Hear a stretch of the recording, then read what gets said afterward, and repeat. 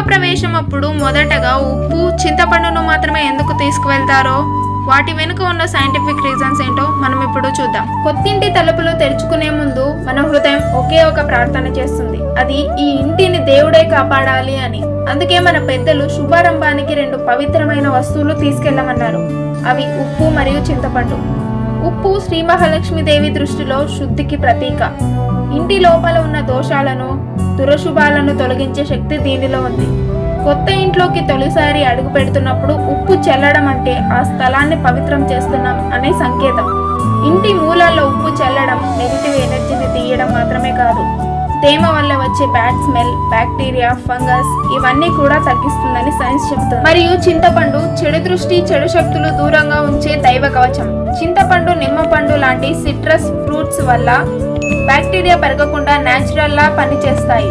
వాటి వాసన మస్కిటోస్ ని కూడా దూరం చేస్తుంది. అందుకే పూర్వకాలంలో ఉప్పు శుద్ధి కోసం, చింతపండు రక్షణ కోసం ఈ 2 దేవుడు ఇచ్చిన సహజ ఔషధాల్లా వాడారు.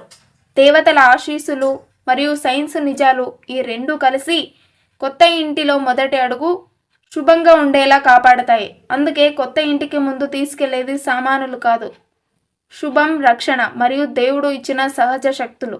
Thank you for watching. Do subscribe.